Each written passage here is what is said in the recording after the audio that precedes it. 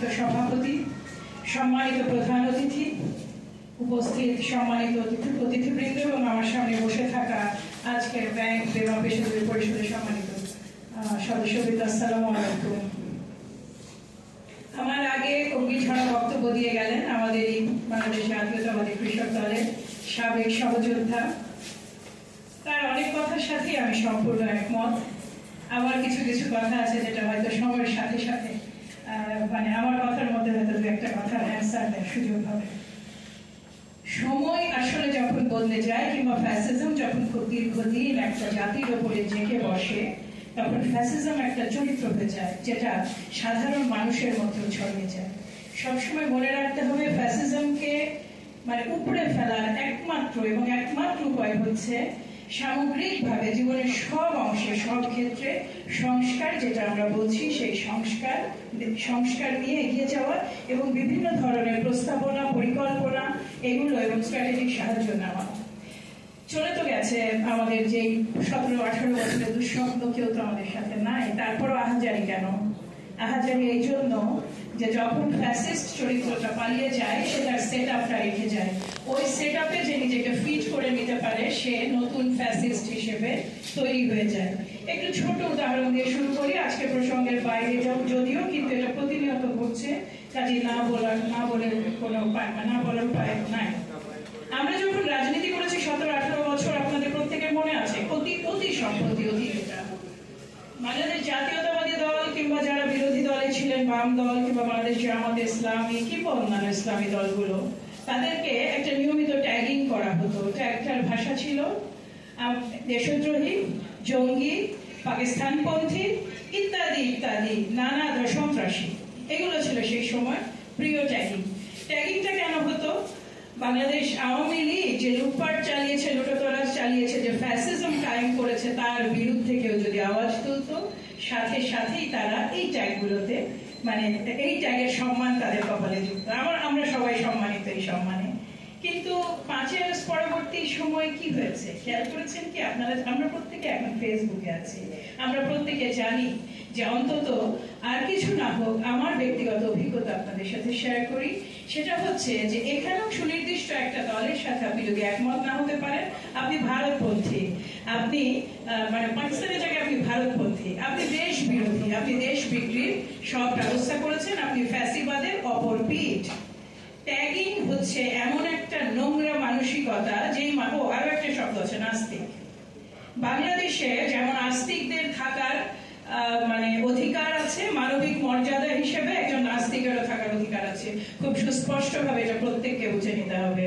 বাংলাদেশ জাতীয়তাবাদী দল এই জন্যই দল হিসেবে মধ্যপন্থী, কারণ এই দলের ছায়াতলে প্রত্যেকের ধর্ম যেমন নিরাপদ। কেউ যদি সিদ্ধান্ত নেন যে তিনি ধর্ম পালন করবেন না, তার মতো থাকবেন, তিনিও নিরাপদ। এইটাই হচ্ছে সার্বিকভাবে একটা জাতিগত বৈশিষ্ট্য আমাদের বাংলাদেশ জাতীয়তাবাদী দলের। কাজেই এই জায়গাটাই সবচেয়ে বেশি ট্যাগিং এবং ব্যাশিং এর শিকার এই মুহূর্তে বাংলাদেশ জাতীয়তাবাদী দল। একটু আগে আমার সম্মানিত ভাই বলে গেলেন যে বিভিন্ন গ্রুপের নাম করে যারা সুবিধাবাদী দল হিসেবে বাংলাদেশ জাতীয়তাবাদী দল কোন ধরনের কোন গোষ্ঠীর কাছ থেকে কোনো সুবিধা নেয়নি। ব্যক্তি হিসেবে অনেকেই নিয়েছেন। বাংলাদেশ জাতীয়তাবাদী দলের ধরনটা হচ্ছে অনেকটা ঢিলে ঢালা। আপনাকে মনে রাখতে হবে আমরা কোনো ক্যারিয়ার ভিত্তিক দল পরিচালনা করি না। দৈনন্দিন জীবনে একজনের পেশা কি হবে, তিনি কতটুকু কম্প্রোমাইজ করবেন, তিনি তার নীতিকে কতটুকু বিক্রি করবেন, এটা সম্পূর্ণ দায়িত্ব। কাজেই দল হিসেবে দায়িত্ব দল বহন করছে, কিন্তু শাস্তিমূলক ব্যবস্থাও কিন্তু নেওয়া হয়েছে অনেক। এবার চলে আসে আমাদের মূল আলোচনায়। আমার সবসময় একটা কথা মনে হয়, খুব ছোটবেলা থেকে আমরা ব্যাংকিং সিস্টেম দেখে বড় হয়েছি। একেবারে ট্র্যাডিশনাল ব্যাংকিং সিস্টেম, যখন হাতে লেখা হতো লেজারে যে আপনার কয় টাকা আছে, উত্তোলনের পরে কয় টাকা থাকলো, এই ধরনের ব্যাংকিং থেকে বাস্তবতা থেকে বেড়ে ওঠা মানুষ আমি। কাজে ব্যাংকের ক্ষেত্রে সবসময় ব্যাংকে যখন বড় ধরনের চুরি বা বড় ধরনের কোনো ধরনের বাইরের শক্তির প্রভাবে, বিশেষ করে রাজনৈতিক শক্তির প্রভাবে বড় ধরনের লোন এগুলো বরাদ্দ হয়, পরবর্তীতে এগুলো যখন ডিফল্ট হয় তখন সবচেয়ে বেশি দায় চুকান ব্যাংকের কর্মকর্তারা।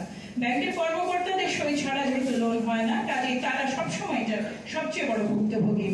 আমাদের জাতীয়তাবাদী দলের কিন্তু ব্যাংকিং সেক্টর নিয়ে কিছু সুস্পষ্ট প্ল্যানিং আছে। আপনারা যদি 31 দফা পড়েছেন, এটার 15তম দফায় আছে যে একটা স্বাধীন অর্থনৈতিক কমিশন গঠন করা হবে।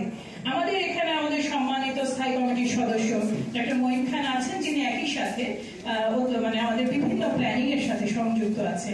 আমার বিশেষ যে সুপারিশ বা উপলব্ধি, সেখান থেকে আমি বলতে চাই আমাদের বোধহয় এমন একটা চেক অ্যান্ড ব্যালেন্স পয়েন্ট তৈরি করা উচিত, যে চেক অ্যান্ড ব্যালেন্স পয়েন্টে অন্তত কর্মকর্তাদের তাদের কাজের এবং কাজ পরবর্তী এই যে রাজনৈতিক চাপে যে তারা বিভিন্ন মামলা দিতে বিভিন্ন লোন দিতে বাধ্য হন, সেইখান থেকে কোনো ধরনের ইমিউনিটি ডেভেলপ করে।